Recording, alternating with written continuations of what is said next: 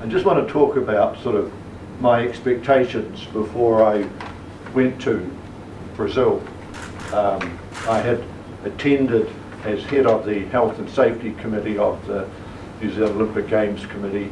I sort of attended the security briefings, the other briefings which came through, and all the planning which had gone on before going through to Rio, and hearing in the press sort of before I went across about the Zika virus, about skimming, and about sort of, you know, sort of watch what you're doing, and sort of, and the muggings and the violence and everything else.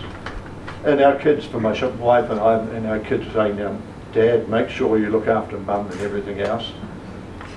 Well, after my second day in Rio, I just turned off stuff, because what was being reported here in New Zealand was not what was happening in Rio.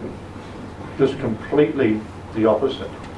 The moment we arrived in Rio, went through security, no issues at all. I had no accreditations. I was just like a normal travelling member going across there. Through customs, no problems at all. The yellow taxis were there. The taxi drivers were friendly, could not speak English, but you had to have your wee card as to where the apartment you were going to and everything else. Took us straight there, and they were wanting to tell us what was happening in Brazil and with Rio.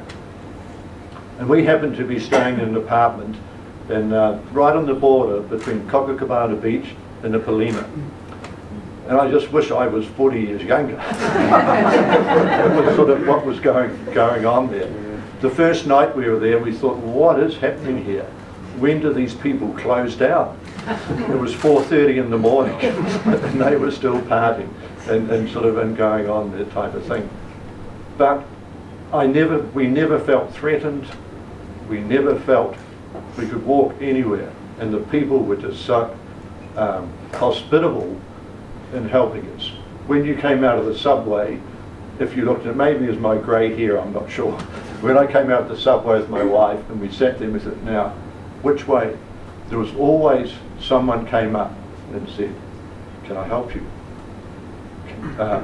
Can I point you in the way to go? And there was one night we came up and we decided, okay, this is where we're going. We said, oh no, we'll go down this street. And he said, no, you are not going down that street. You are going to walk down this street to Ipanema Beach and walk along the waterfront of Ipanema Beach. Why? That's quicker. No, that's too dark at 1:30 in the morning. You go down this street. So the hospitality was phenomenal, and it'll always remain in my memory